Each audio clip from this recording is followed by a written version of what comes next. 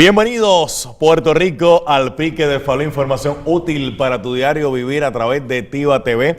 Muchas gracias por la oportunidad que usted nos brinda de poder llegar hasta su hogar. Muy contento por el respaldo que estamos recibiendo del público televidente. Cada día son más los que se unen a nosotros aquí a esta revista que usted ha hecho su favorita. Y de hecho voy a comenzar el programa saludando. Me encontré a esta persona en una farmacia, la farmacia Walgreens de El Señorial, y me dice que no se pierde el programa, y le encanta la programación de Tiva TV, el del apellido Cisco. El apellido de él es Cisco. Cisco, gracias siempre por estar con nosotros acá en el programa.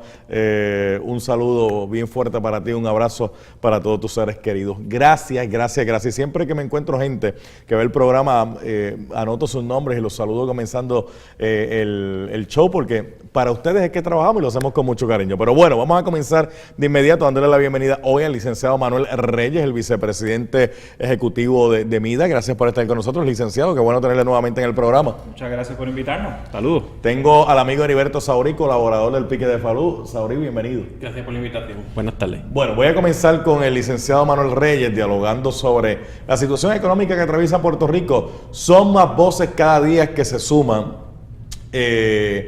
al sector comercial del país de que la patente nacional, más que un bien, lo que hizo fue un daño.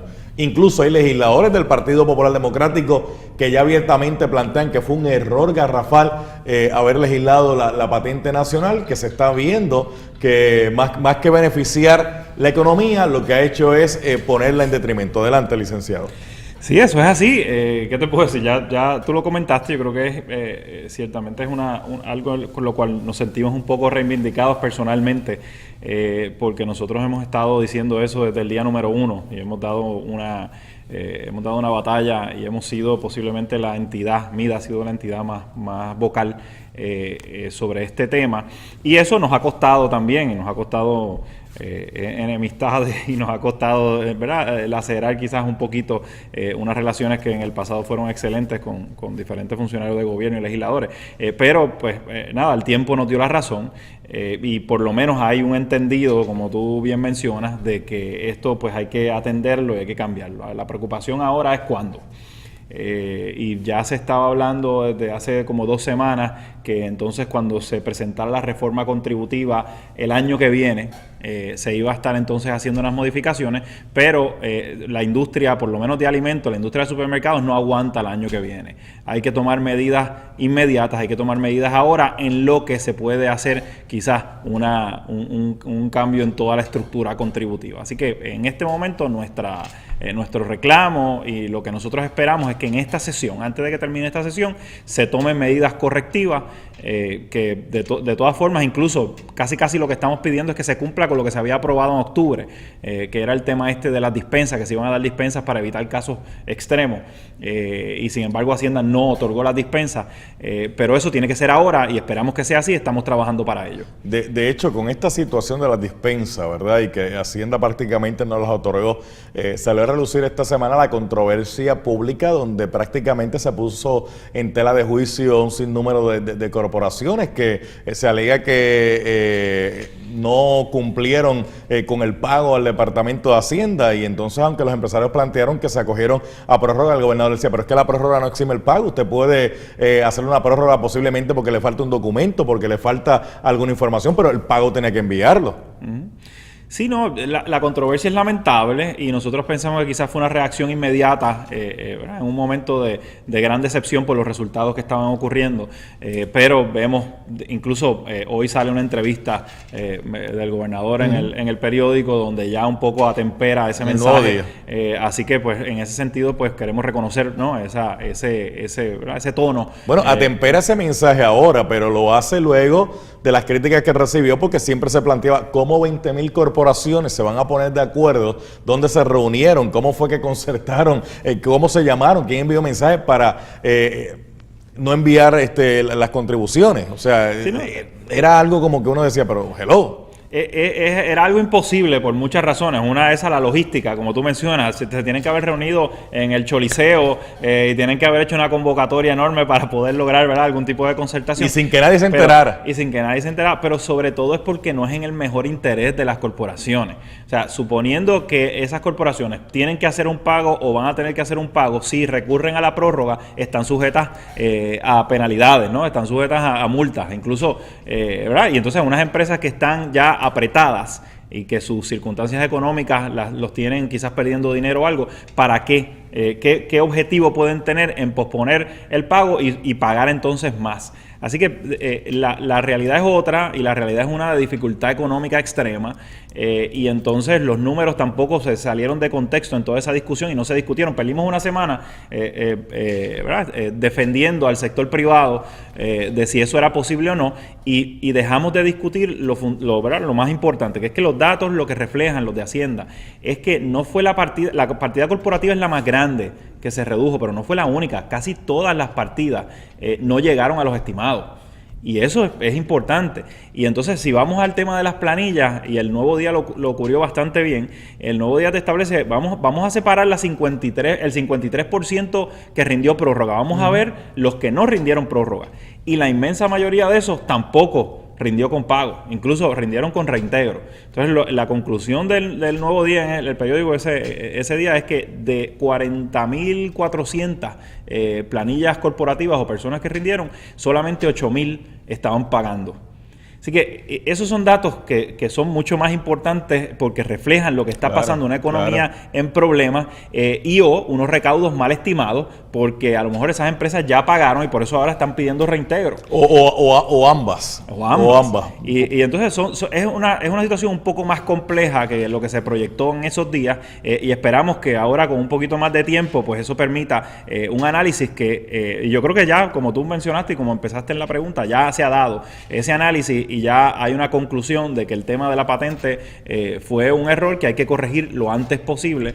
El asunto ahora va a ser cómo y con qué. Es que esta situación de la patente nacional, que estoy seguro que tuvo que haber influenciado, ¿verdad?, en esta situación de las corporaciones, desde un principio el sector comercial productivo del país planteaba de que esto era confiscatorio, que era totalmente confiscatorio, que aquí se estaba yendo a las ganancias brutas y no las netas, y el problema que planteaba era, oye, yo me puedo ganar 3 millones de dólares, yo me puedo ganar 4 millones de dólares brutos en cuanto al ingreso, pero a la hora de yo tener que pagar nómina, tener que pagar local, pagar los productos, hacer todos los pagos, a la hora de la verdad, yo me quedo con mucho menos que lo que se gana en ingreso bruto, y el gobierno parece que no entendió eso. Sí, y me alegra que lo traigas, porque no solamente el gobierno, incluso algunas analistas que se hicieron eco de esas acusaciones inicialmente, el racionamiento era ese, tiene que haber sido algo así por el estilo, porque una corporación que tenga pérdidas, lo único que tiene que hacer es radicar una planilla, como hacemos los individuos, y se acabó.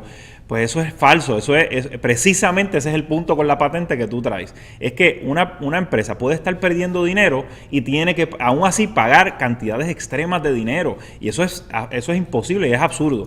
Nosotros usamos un ejemplo que tenemos porque hemos visto la evidencia. Una empresa que se ganó $200,000 fueron sus ganancias, pero como el cálculo de la patente es a las ventas brutas, tiene que pagar más de $800,000, Falú.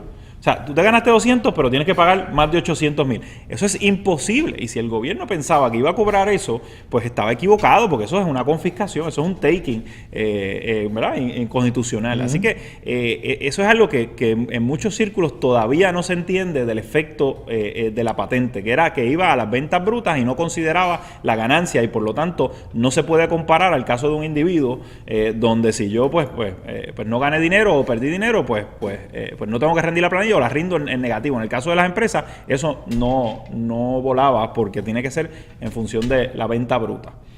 Otra preocupación, licenciado Manuel Reyes, vicepresidente de MIDA, es en el sentido de que mucha gente entendió de que aquí lo que estaba ocurriendo era un ataque al sector productivo del país, que cuando se hicieron estas manifestaciones, ¿verdad?, prácticamente se le dice a la gente que mueve la economía de que estaban cometiendo irregularidades por no querer aceptar que es que la economía está mala. y no querer aceptar que las medidas impositivas de esta administración lamentablemente le han hecho daño a la economía.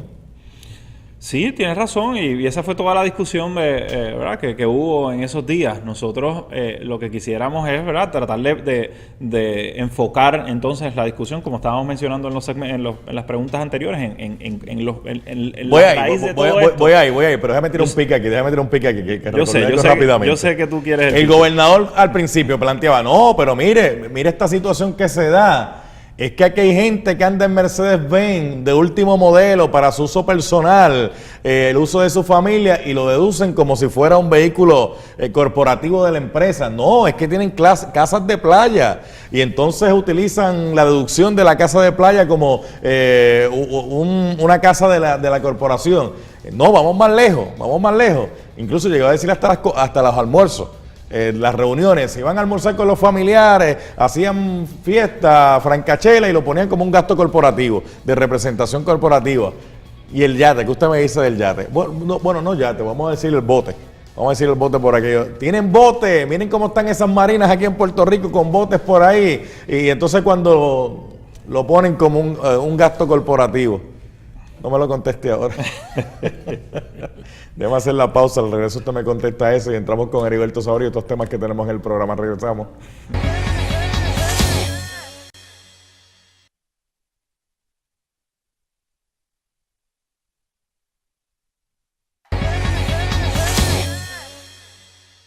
Bueno, estamos de regreso aquí en el Pique de Falú a través de Tiva TV, información útil para tu diario vivir. Gracias por estar con nosotros en esta primera parte hablando con el licenciado Manuel Reyes. Entonces estaban deduciendo los Mercedes-Benz, los botes, las casas de playa, o al gobernador se le chispoteó ahí. Bueno, Falú, mira, yo vuelvo y te digo, yo quisiera no entrar en controversias estériles. La realidad es que nosotros como entidad, como MIDA y como sector privado, no endosamos ninguna práctica que sea ilegal. Yo quiero dejar eso bien claro. El que esté haciendo algo ilegal lo deben investigar y se debe, ¿verdad?, y se debe procesar. Ahora, esto no tiene nada que ver con esta discusión. O sea, toda la vida ha habido ¿verdad?, empresas, igual que hay ciudadanos individuales, igual que hay incluso funcionarios de gobierno, igual que se habla de unionados del sector obrero. O sea, siempre hay personas que no cumplen a cabalidad con todas las reglas. Eso es una realidad. Así que yo no puedo negar ni puedo decir que de esas 21,000 corporaciones no habrá alguna o no habrá algunas cuantas que hayan incurrido en algún tipo de práctica como esa. Pero eso es irse por la tangente, eso no tiene nada que ver con el resultado absoluto, y yo creo que el mensaje que eso lleva, o la carga de ese mensaje es un mensaje antiempresarial que no debe darse en un momento como el que estamos, donde necesitamos que el sector privado sea el que invierta, el que se sienta cómodo, el que se sienta que este es un país donde se le aprecia, donde necesitamos que los jóvenes quieran ser empresarios, y sin embargo el discurso tiende a ser, y no es en cuanto a esto de la patente, tradicionalmente ha sido así. Incluso no sé si te acuerdas la campaña antes de las planillas también, ¿no? Un poco ¿verdad?, agresivo con los empresarios. Así que pues ese lenguaje tiene que cambiar si este país realmente quiere que la economía eche para adelante y que surjan nuevos empresarios y cada vez más empresarios. Así que son desafortunadas, como ya te he comentado varias veces, pero tenemos que pasar la página y tenemos que tratar de llegar y enviar un mensaje totalmente distinto de confianza al sector empresarial. Vamos a mover la economía, licenciado Manuel Reyes. Según usted, ¿qué habría falta que hacer? Bueno, lo primero es quitar la patente, por lo menos para el sector nuestro. Esa es una condición sin la cual no puede haber desarrollo, no puede haber inversión en el sector. Aparte de eso, tiene que haber esa reforma contributiva, y esa reforma contributiva tiene que analizar que tiene que ampliarse la base y tienen que bajarse las tasas. O sea, tenemos que poner a más gente a pagar menos. Y lo otro que tenemos que hacer es simplificar el sistema. Nosotros se ha reconocido tradicionalmente que el proceso de pagar contribuciones en Puerto Rico es extremadamente complejo, y el sistema regulatorio en Puerto Rico es complejo. Eso es un caldo de cultivo para la evasión. Tenemos que simplificarlo. Y sin embargo, estamos haciendo lo contrario. Con la Ley 40, Falú, se aprobaron el otro día, creo que fue el Colegio de CPA que mencionó 83, en el 2013, desde el verano pasado hasta ahora, 83 determinaciones administrativas o cartas circulares circulares del Departamento de Hacienda. Eso complica muchísimo el cumplimiento de las personas que en muchos casos pueden tener buena voluntad, pero no tienen la sofisticación para hacer eso, particularmente las pequeñas empresas. Así que también hay que simplificar el sistema.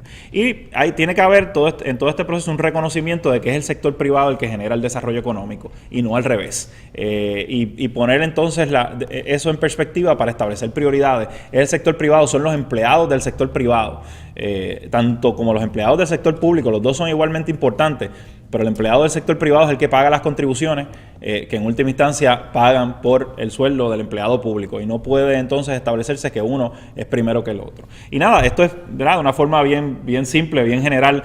Lo que me estás mencionando, tiene que haber un enfoque en la producción. Puerto Rico no debe enfocarse al consumo, y nosotros somos una entidad que fundamentalmente representamos el consumo, pero reconocemos que para que haya consumo tiene que haber producción, tiene que haber desarrollo económico, y por lo tanto la prioridad del gobierno y del sistema contributivo tiene que ir en esa línea. Para que haya producción, y si me dejas, Falú, podemos estar aquí adelante, porque el propósito del programa es orientar a la gente. Bueno, para que haya producción, pues Puerto Rico tiene que ser competitivo, y para ser competitivo tienen que estar los costos en su sitio, y uno de ellos es el costo de energía. Se ha dado un paso ahora en estos días con legislación nueva, vamos a ver si rinde fruto. Desgraciadamente estamos hablando de 24 meses para saber si funcionó o no, también un poco lento sobre lo que uno quisiera.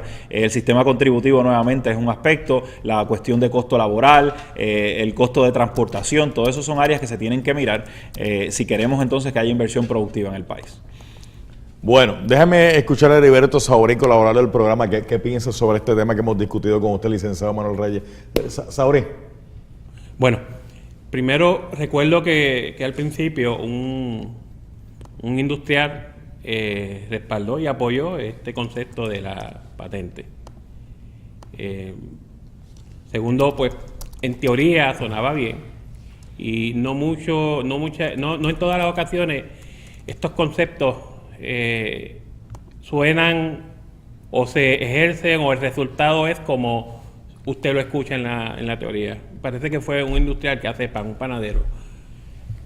Segundo, el gobernador, de la misma forma que puede criticar a los industriales o quizás encontrar que este sector pues carga los yates y los vehículos y las residencias, de esa misma manera quizás pueda regularlo.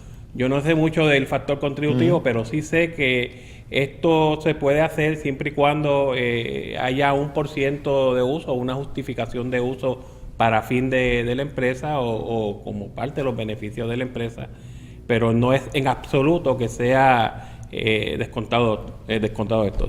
Sin embargo, el que tenga un yate, genera empleo, consume, pues entonces ahí hay personas trabajando. Y el que tenga una gran residencia, aunque la compañía la costee, pues tiene empleados para mantener esa residencia. De esa perspectiva, pues el gobierno tiene el poder y tiene la facultad de quizás establecer unos parámetros para justificar estas deducciones.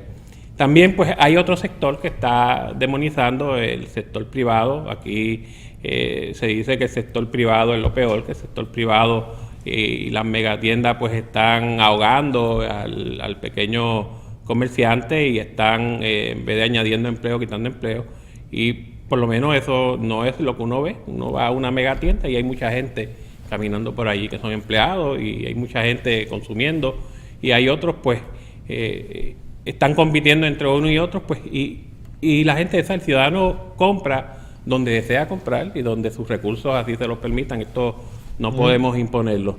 De esa perspectiva, pues primero, el ciudadano tiene que estar consciente de que el sector privado genera empleo, ayuda a la economía, vino para quedarse, y no es lo mismo que el sector de gobierno. El sector de gobierno pues da servicio y genera empleo, pero no genera ingresos. Déjeme preguntarle algo, porque el licenciado Manuel Reyes dijo algo que me llamó la atención sobremanera. Y era que había que cambiar, ¿verdad?, la forma en que se cobran contribuciones en Puerto Rico, donde debería de haber mucha más gente aportando para que la gente pague mucho menos. El problema es que hay un sector muy pequeño que es el que está, como quien dice, llevando la carga contributiva en su totalidad, y entonces la carga está ya como una cruz que es tan pesada que incluso hay gente que está tomando la determinación, mire, de montarse en un avión y mejor irse a los Estados Unidos que seguir pagando contribuciones aquí. Eso es así. Yo siempre he pensado que el IBU, aunque el concepto pues sonaba bien, sin embargo no aplicaría a una isla. Aquí hay unos puertos de entrada. Aquí los productos entran por dos vías, básicamente, por barco y aéreo, por aviones. Y el que quiera hacer algo para bypassear esa revisión, o tiene que tirarlo en paracaídas o traerlo en submarino. De esa perspectiva, yo soy de los que creo que debemos establecer un solo arbitrio, y es el de entrada, aunque pues se pague un poco más, y así pues podemos capturar lo que ha dejado de capturar el IBU. Licenciado Manuel Reyes, ¿qué le parece? Bueno, nosotros estamos en una posición de mucha flexibilidad a cambio de que se quite la patente. Ahora, en términos del arbitrio, pues siempre ha habido una reserva, porque el arbitrio para que recolecte, o sea, el IBU se ha establecido que de alguna forma no cumplió con su objetivo, pero la data, por lo menos estadística de recolección, refleja que sí. Me explico. El arbitrio en su mejor momento recolectaba como $600 millones. El IBU recolecta 1.2 billones de dólares. O sea, se duplicó el recaudo con el IBU. Entonces, ¿cuál es el problema? Bueno, no, que se espera que recaude todavía más, porque hay alguna evasión, pero en términos de recolección para Hacienda fue efectivo, y el gobierno está recolectando más que lo recolectaba con el arbitrio. ¿Y qué pasa? ¿Que el gobierno está gastando más entonces? Bueno, lo que ha habido es una sustitución de unas cosas por otras, ¿no? Pero la realidad es que si tú miras, y yo el otro día, de hecho, yo no sé si en este dato, no, aquí no lo tengo, pero uno mira, está en la página de Hacienda unas estadísticas de los recaudos, creo que de 10 años, del 2003 al 2013 o algo así. Y cuando tú miras, los recaudos realmente se han mantenido o han subido, ya sea porque los han sustituido con nuevas contribuciones o de otra forma. O sea, no ha habido un problema de recaudo realmente. Lo que ha habido es un problema de que no se ha temperado los gastos, y esos recaudos se han mantenido a pesar de que la economía ha bajado. Y una cosa no se ha ido ajustando con la otra. Uno esperaría que los recaudos del Estado se ajusten en función del movimiento económico. Y si la economía está bajando, pues en teoría pues los recaudos bajen y el presupuesto baje. Entonces ahí es que viene la teoría, aquí nos vamos a teoría económica, ¿no? La teoría keynesiana, que dice que el Estado tiene que tener unos recursos suficientes para que cuando la economía baje, cuando sea un ciclo de reducción, el gobierno puede invertir en contra del ciclo de la economía, ¿no? Para de alguna forma virar esa tendencia y volverla a subir. Pero eso requiere que entonces cuando la economía mejore, el gobierno baje sus gastos y vuelva a adquirir esa reserva. Desgraciadamente lo que ha pasado es que ni aquí ni en Estados Unidos se ha hecho de esa forma, y un poco se critica también toda esa teoría keynesiana, pero se olvidan que partía de esa premisa, y nosotros hemos querido seguir gastando al mismo nivel sin hacer los ajustes que había que hacer por la economía, y eso es parte del problema. Pero volviendo a lo del arbitrio e IBU, a mí me parece que un impuesto al consumo es adecuado. Yo pienso que subir el IBU, y yo creo que hay muchos economistas que lo han comentado, el año pasado hubiese sido una mucho mejor alternativa que todo esto, ciertamente asegurándose de la fiscalización. Y a aquellos que le preocupa el aspecto de regresividad del IBU, pues en el caso de un impuesto al consumo, uno puede o dejar los asuntos de primera necesidad sin el pago del IBU, como es el caso del alimento y las medicinas, o otorgar un crédito para devolver parte del IBU a aquellos que rindan planilla y tengan menos de cierto ingreso. O sea, que si es alguien que de verdad es una persona necesitada o es alguien pobre, rinde su planilla, explica de dónde salieron sus recaudos o sus ingresos, y el Estado le devuelve la totalidad o buena parte de lo que pagó por IBU. Eso tiene el beneficio de que la gente, para recibir ese crédito, tiene que rendir planilla, y cogemos la economía subterránea, ¿verdad? Así que todo esto. Y entonces el problema con volver al arbitrio es que para recaudar 1.2 billones, posiblemente, que es lo que se recauda hoy día, y además necesitamos más del IBU, en la entrada va a tener que ser mucho mayor, porque es por una cantidad de transacciones menor. No sé si me entiende. O sea, si tú pones un 6 en la entrada, eso se va multiplicando a través de la cadena. Y entonces va a tener un impacto mayor en el consumidor. Pero para efectos de recaudo, lo recaudaste en un solo punto. Y lo recaudaste por una cantidad menor. No sé si me explico. ¿Me explico? Sí, sí, ¿O sí. sigo, no o va sigo bien. aquí enredándome? No, está tranquilo. Se está claro, claro. Si ahora cobramos 1.2, para cobrarlo en la entrada 1.2 va a tener que ser un arbitrio, ponle de 10%, cuando antes era de 6, 6.6 va a tener que ser de 10, y un arbitrio en la entrada de 10 se va a convertir en uno mucho más alto al final de la cadena. O sea, ese precio va a seguir incrementando porque cada eslabón le va a añadir su markup, su ganancia. Así que esas cosas hay que mirarlas, pero ciertamente es una alternativa que es fácil de fiscalizar, porque son menos, o sea, es básicamente un puerto, todo entra por un puerto, pues a cambio de la patente, cualquier cosa es mejor que la patente. Así que hay que analizarlo. Déjame hacer la pausa, licenciado Manuel Reyes. Ya mismito vengo con un tema picoso con Heriberto Saurí, que de hecho se lo comenté al licenciado Manuel Reyes, puso su reserva, pero en los lugares de gran concentración de público, ya sean centros comerciales, sean actividades multitudinarias, sea la fiesta de la San Sebastián, sean las justas en Ponce, cualquier actividad multitudinaria, deberían de haber detectores de metales para evitar que pueda una persona armada accesar a este tipo de lugar y evitar una tragedia. Ese va a ser uno de los temas que vamos a estar discutiendo ya en breve aquí en el programa. Regresamos.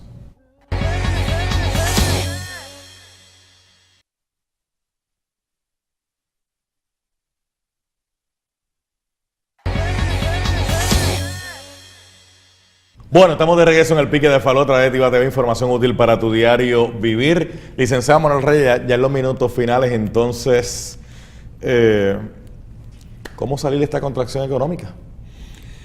Bueno, pues no está fácil. Y ya un poco traté de dar una interpretación básica. Hay que enfocarnos en producción y hay que evitar, de alguna forma, pensar que lo fiscal es más importante que lo económico. Y que es lo que hemos estado haciendo por los pasados, por lo menos 3 o 4 cuatrenios. O sea, tenemos que darnos cuenta que lo económico es lo que de alguna forma va a arreglar lo fiscal. Y yo, básicamente, lo que te puedo decir son comentarios generales o principios generales que entonces deben dar pie a que la legislación siga esos, esos lineamientos, que no ha sido el caso, desgraciadamente no ha sido el caso hasta ahora, pero lo último que se pierde es la esperanza y vamos a ver si por lo menos no terminamos la década nuevamente en recesión.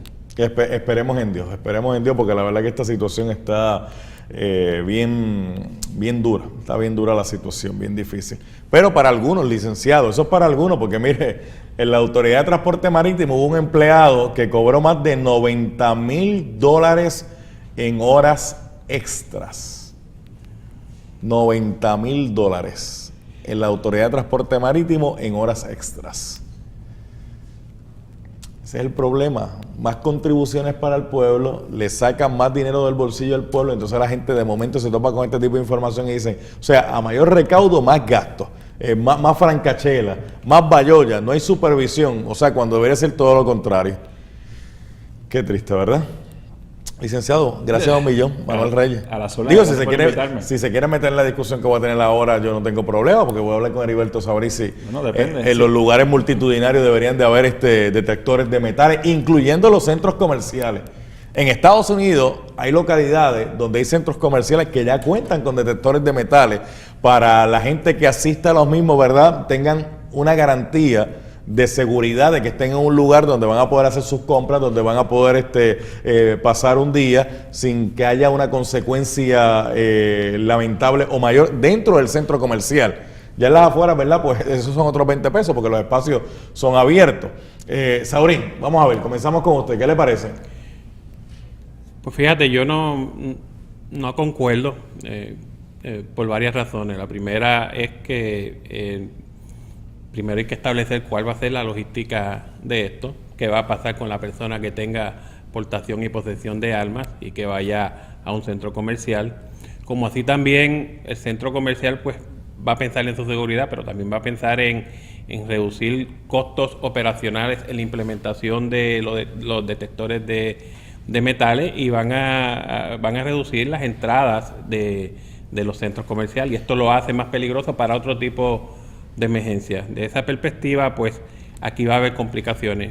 Lo segundo es que o ninguno o muy pocos los casos donde ha habido el uso de armas de fuego en los centros comerciales, excepto las situaciones estas que han ocurrido en el pasado, pero estas han sido en los estacionamientos, o sea que la incidencia bueno, prácticamente no todas han sido cero. en los estacionamientos, no todas. porque una que Hubo ocurrió en el área de San Patricio. Patricio fue en el área de la comida. Del food court.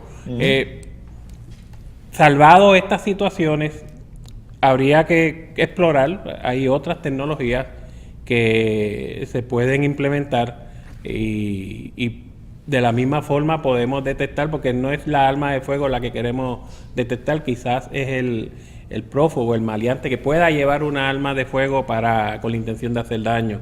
Y existen otras tecnologías, obviamente pues hay que legislar para eso, como sistemas de cámara y seguridad que tengan reconocimiento de cara, el problema también con esta situación se da en base de que estas personas, ¿verdad?, lamentablemente, que están en el bajo mundo, asisten a los mismos lugares que asistimos nosotros, la gente, ¿verdad?, decente del país. Uno se los puede encontrar en un centro comercial, uno puede estar en una fiesta y esa gente estará allí armado hasta los dientes y uno ser víctima de una situación, ¿verdad?, Dios nunca lo quiera, pero una situación de triste y lamentable.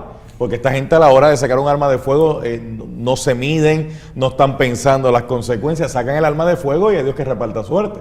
Eso es así, y hay que revisar también, ¿verdad?, cuáles son los protocolos de seguridad de estos shopping centers. Lo vio un guardia que está franco de servicio. ¿Cuántos policías internos pasó este individuo y no fue reconocido? De esa perspectiva, pues hay que ver si el protocolo y el adiestramiento de estos policías internos. Ahí me está hablando del incidente que ocurrió en Plaza Las Américas, donde un operativo realizado allí en el área también del food court, la gente cuando iba saliendo, de momento un agente que estaba franco de servicio saca un arma de fuego. La gente entra en pánico porque en ese momento la gente no sabe que el que está sacando el arma de fuego es un policía. La gente lo que ve es un individuo que levantó un arma de fuego en un lugar, en un centro comercial. ¿Qué usted cree que la gente va a empezar a hacer? La gente empezó a gritar, la gente empezó a correr, el delincuente iba corriendo, empujó gente por las escaleras. La gente lo menos que está pensando que ese es un policía. Lo que está pensando es que alguien tiene un arma de fuego en sus manos y hay que tratar de ponerse en seguridad uno. ¿Qué usted cree? ¿Fue prudente hacerlo dentro de esa área o la policía debió haber esperado que el individuo saliera y posiblemente apresarlo en una de las salidas? O como usted me planteó ahorita, son tantas salidas que como uno lleva a cabo un operativo de esto, ¿verdad? De que uno pueda cercar toda la salida y que cuando el individuo vaya a salir, ahí lo apresen. Obviamente ese tipo de operativo no se hace en áreas donde hayan civiles o haya riesgo de afectar a terceros. Y el food court, pues, me parece que es el área de mayor concentración de ciudadanos de todo Plaza Las Américas. Pero no es la primera vez que ocurre. Recordamos que en Bayamón también hubo un operativo donde llegaron agentes federales allí también y entraron prácticamente a una tienda por departamento a realizar un operativo y los ciudadanos también, allí hubo hasta tiros, en el de Bayamón sí hubo tiros. Eso es así. Definitivamente no es lugar para hacer un operativo como este. Es que tienen que pesar cuál es el riesgo para los ciudadanos versus atrapar al individuo en ese momento. Entonces, en Plaza Las Américas no hubo disparos. El problema que hubo allí es que en el food court las sillas son sillas de metal. Cuando el individuo iba corriendo, empezó a lanzar sillas y cuando la silla cae al piso, el estruendo que hace, si uno está en el primero o segundo piso, cuando uno escucha ese estruendo, uno lo que dice, ay mi madre, ¿qué pasó aquí? Licenciado, ¿qué usted cree?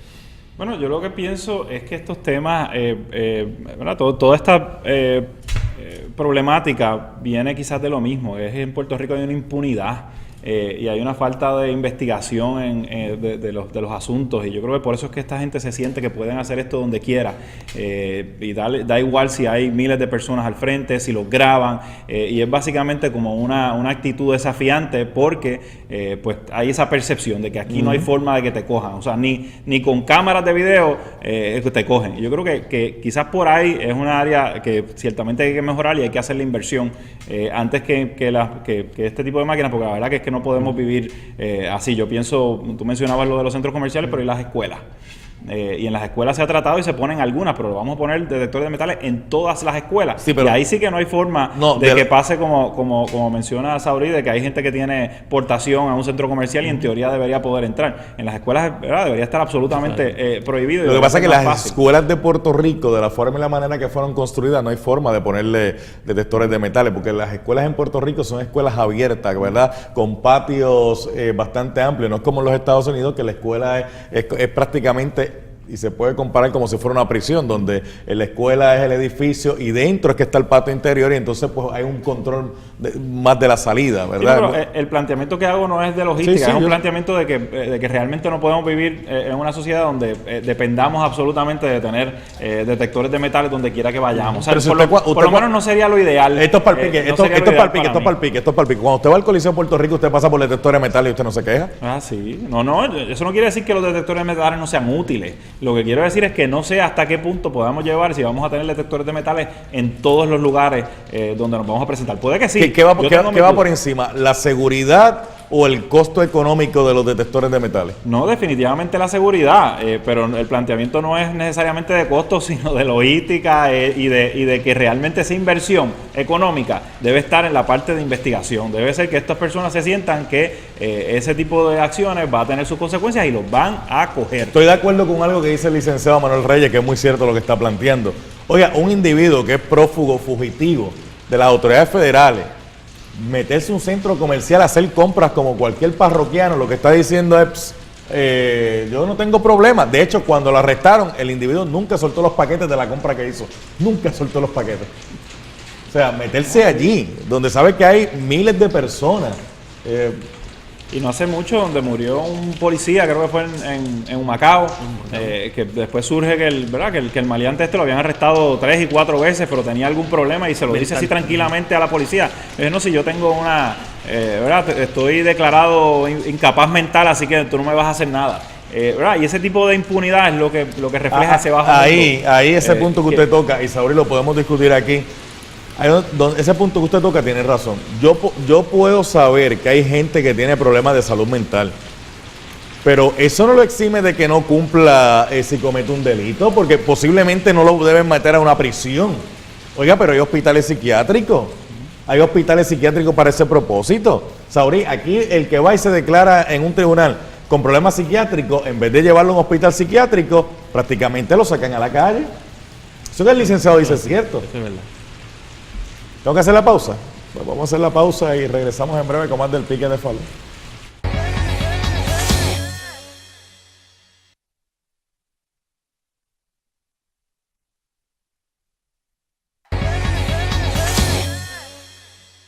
Bueno, estamos de regreso aquí en el Pique de Falú a través de Tiva TV. Gracias por estar con nosotros, los ciudadanos, los que me encontré, ¿verdad?, en el centro comercial y en algunos centros comerciales. La expresión que yo escuchaba de todo el mundo era la misma expresión. Dios mío, aquí ya no se puede salir a ningún lado, uno no puede estar tranquilo en ningún sitio. Donde menos uno se imaginaría que se va a encontrar con una situación de esta índole, ahí es que aparece la situación. Saurín, y lo del grado de impunidad que dice el licenciado Manuel Reyes, es cierto. Aquí hay gente que tiene reincidencia 2, 3 y 4 veces y están en la calle. Hay muchos casos que, como este muchacho de Plaza de las Américas, que sencillamente hacen la vida normal, van a los shopping sin quizás ni pudor ni temor a ser capturados, pero ¿cómo es posible que una de las personas que la misma policía tiene y los federales como uno de los prófugos más buscados, el fugitivo más buscado, ande por ahí tranquilamente? Bueno, primero no se le da promoción, Falú, esto hay que darle promoción, hay que colocar esa foto en los billboards y colocar esa foto en lugares públicos, en los centros comerciales, cosa de que el ciudadano y los agentes de seguridad pues puedan identificarlo. No se trata de que intervengan con él, pero sencillamente que llamen, que lo avistaron, 5 o 6 llamadas, 10 llamadas, pueden establecer un patrón de conducta de este individuo y ya saben, ¿verdad?, establecer cómo arrestarlo. Licenciado Manuel Reyes, entonces detectores de metales no es la solución.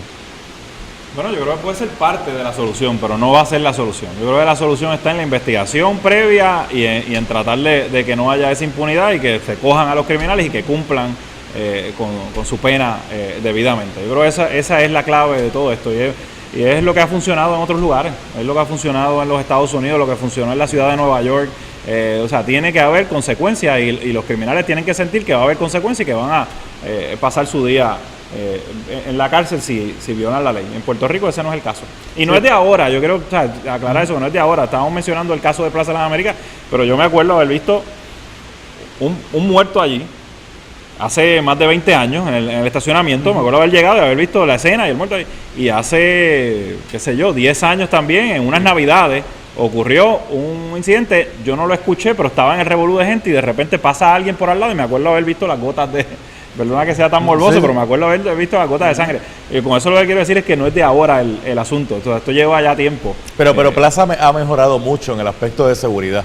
Sí. Pero mucho, que hace bastantes años atrás. Sí, no, ¿verdad? Ciertamente no queremos hacer énfasis en ningún lugar, o sea, ha pasado en otros lugares en Guaynabo, como mencionamos, claro, ha pasado en restaurantes, ha pasado es que está fuera de control del empresario, del comerciante, porque es como le digo, puede ser en la playa, puede ser en un centro comercial, puede ser en una discoteca, puede ser que usted vaya a un lugar y está al lado suyo una persona que usted no sabe quién es. Y es a pleno día, ya no es de noche, precisamente, ese es el punto, ellos no se sienten cohibidos. ¿Sí? Entonces, hablamos aquí que, mire, a las patrullas de la policía supuestamente le vamos a poner computadoras. Bien, gracias, ¿dónde están las computadoras? Los policías todavía para un boleto de tránsito aquí tienen que darlo a manuscrito. Ni tan siquiera tienen una tablet o el mismo teléfono celular para poder llevar a cabo esa gestión. Tenemos sitios que supuestamente tenemos cámaras de vigilancia y las cámaras de vigilancia brillan por su ausencia. Es que no estamos dándole los recursos de respuesta a las autoridades. Farú, en el gobierno, antes que nada quiero decir que Plaza Las Américas es uno de los centros comerciales más seguros y con más seguridad. Sin embargo, este tipo de situación hay que analizarlas al momento con el propósito de aprender lecciones de ella y corregir si hubo alguna falla. Digo, y allí Plaza no podía hacer mucho, porque la realidad es que eso estuvo en manos de las autoridades federales y estatales, los que van a llevar a cabo el arresto. A lo mejor Plaza ni sabía que allí adentro iban a llevar a cabo ese operativo. Eso es seguro que Plaza no lo sabía. Los otros, Falú, estos equipos de seguridad que instala el gobierno, que son muchísimos. Aquí hay equipos de seguridad que son lo último en la avenida. Sin embargo, tienen la duración de lo que dura la garantía. Se acabó la garantía del equipo, hasta ahí llegó el equipo. Pero no es Puerto Rico nada más, o sea, este tipo de tecnología se usa en otros sitios del mundo y como menciona Falú, o sea, patrullas que inmediatamente saben si el carro es robado o no es robado, y aquí muchas veces no lo tienen, y entonces ahí es que se falta la inversión, la policía tiene que tener los mejores recursos posibles. Lo que pasa es que Saurí lo que plantea es que si hemos hecho inversión en ese tipo de equipo, pero tan pronto se le acaba la garantía a ese equipo, ahí se desecha el equipo. ¿No? O sea, si yo compré una computadora para una patrulla y el fabricante me dio 3 años de garantía, pasaron los 3 años, a esos 3 años, como no va a haber alquiler de servicio, en vez de hacer un contrato para seguir dándole mantenimiento, desecha la computadora. Porque no hay chavo para el mantenimiento. Bueno, eso pasa con todo, con las carreteras, etcétera. Yo lo que planteo es que eso no sería solamente en el caso de Puerto Rico, y en otros lugares funciona porque hacen esas previsiones y incluyen eso en los presupuestos, los mantenimientos de los equipos. Pero hay que hacerlo, yo creo que esa es la solución. Y es triste a veces uno ver los policías sin equipo, con patrullas de alguna forma maltratadas, pues imagínate cómo van a... Yo me acuerdo un policía que me comentaba que no les daban ni siquiera balas para practicar al tiro, que pasaban meses y años sin que, o ellos las tenían que pagar ellos mismos para ir a practicar tiro al blanco. O sea, la policía está en una situación bien difícil y en desventaja, y eso es algo que hay que reconocer y hay que trabajar con eso. Pero en vez de darle más recursos, ¿qué hacemos? Le recortamos recursos a la policía. Después queremos tener una seguridad. Dime, Saurí. Él tiene razón, a la policía, hay que invertir en la policía y esto no se arregla con más policías, sino tomar los que tenemos, adiestrarlos y equiparlos bien, y obviamente pagarles mejor, antes de reclutar un solo policía más. Vamos a ver qué pasa, vamos a ver si... Yo sé que esto va a mejorar, ¿verdad? Porque de las crisis uno tiene que sacar las oportunidades. En los negocios normalmente eso se ve de esa forma y de esa manera, ¿verdad? Que en las crisis hay que sacar las oportunidades de crecimiento. Nos estamos despidiendo ya, pero no me quiero ir del programa sin antes enviarle nuestro más sentido pésame a la familia de Carlos del Valle y a la familia de Pedro Juan Velázquez, quienes lamentablemente este fin de semana hubo un accidente fatal de tránsito donde Carlos del Valle, el director de la Compañía de Parques Nacionales, perdió la vida. Las autoridades en este momento están haciendo la investigación. Usted ve que él estuvo con nosotros aquí en el programa, nos vino a hablar sobre los parques nacionales, los proyectos que tenía, ¿verdad?, para estas facilidades del Estado, el futuro de las mismas. Y un hombre joven, apenas 30 años de edad, ese día vino aquí bien entusiasta a hablar de los proyectos que tenía. Se plantea que estaba inaugurando un parque recreativo en el área de Humacao y que al regreso a su hogar, pues estaba zigzagueando en el vehículo. Cuando pierde el control impacta a este otro vehículo y lamentablemente pues el conductor del otro vehículo, Pedro Juan Velázquez, falleció. Nuestro más sentido pésame a su familia, a sus seres queridos. Y Carlos del Valle, aunque estaba vivo al momento que llegan las autoridades, pues lamentablemente perdió la vida. Y ahora la investigación gira en varios ángulos. Posiblemente se pudo haber quedado dormido, posiblemente estaba texteando a través del celular. Las autoridades encontraron un celular al lado de este. También no se descarta que haya podido haber ingerido algún tipo de bebida alcohólica. Lo cierto es que, pues lamentablemente, ¿verdad?, muere en este accidente de tránsito. Sauri, qué frágil es la vida, ¿eh? Eso es así, es una pena, y mi pésame a ambas familias. Es un servidor público que, independientemente de cualquier rumor que haya, le dedica gran parte de su tiempo y largas horas y días a su trabajo. Y esto es la consecuencia de ese tipo de acción. Llega el cansancio, y el cansancio pues muchas veces no nos hace coordinar bien. Esas son cosas que la gente no ve. Son cosas que la gente no ve. Eso es lo que no se ve. Ese es parte del sacrificio del servidor público. Usted, cuando dirigía la Agencia Estatal para el Manejo de Emergencia, ¿a qué hora comenzaba su día? Más o menos como a las 6, 5 y media, 6. ¿Y a qué hora terminaba más o menos? 7 de la noche. 7 de la noche. Sí, no había emergencia. 7 de la noche, un día entre comillas normal. Un día entre comillas normal. Porque el día que habían inundaciones, lluvias fuertes o cualquier situación de emergencia, ahí había que estar disponible de inmediato. Eso era largas horas y de madrugada. El gobernador siempre está antes que yo, pero siempre estábamos de madrugada y largas horas. Wow. Nuestro más sentido pésame, ¿verdad?, a la familia. Licenciado Manuel Reyes, gracias por haber estado con nosotros acá en el Pique de Falú. Como no, gracias por invitarme y me uno al pésame. Usted sabe que cuando quiera, esta es su casa. Muchas gracias. Lo sé que sí. Sauri, gracias por haber estado con nosotros. Gracias a ustedes que nos dejan llegar a su hogar. Que la pasen bien.